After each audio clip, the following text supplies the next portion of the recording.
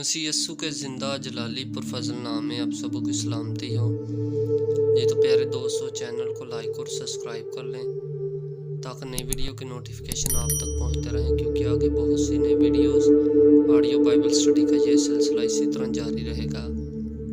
اسی طرح ہم اپنی ویڈیو کا آغاز کرتے ہیں۔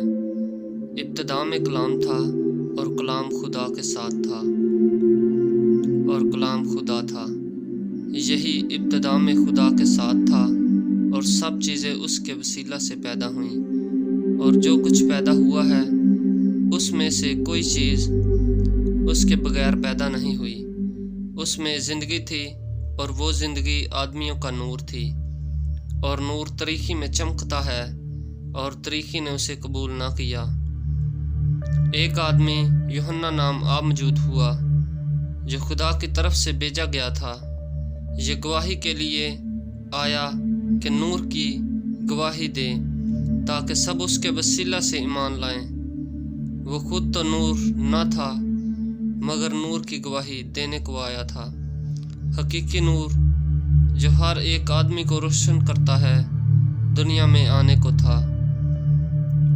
وہ دنیا میں تھا اور دنیا اس کے وسیلہ سے پیدا ہوئی، اور دنیا نے اسے اسے نہ پہچانا۔ وہ اپنے گھر آیا اور اس کے اپنوں نے اسے قبول نہ کیا، لیکن جتنوں نے اسے قبول کیا اس نے انہیں خدا کے فرزند بننے کا حق بخشا، یعنی انہیں جو اس کے نام پر ایمان لاتے تھے۔ وہ نہ خون سے، نہ جسم کی خواہش سے، نہ انسان کے ارادہ سے، بلکہ خدا سے پیدا ہوئے، اور کلام مجسم ہوا اور فضل اور سچائی سے ممور ہو کر ہمارے درمیان رہا، اور ہم نے اس کا ایسا جلال دیکھا جیسا باپ کے اکلوتے کا جلال۔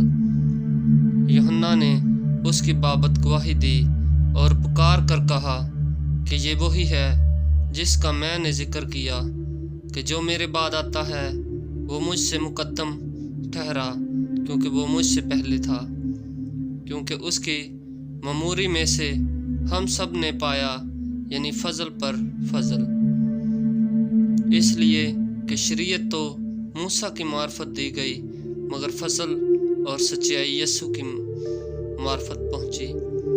خدا کو کسی نے کبھی نہیں دیکھا، اکلوتا بیٹا جو باپ کی گود میں ہے اسی نے ظاہر کیا۔ آمین۔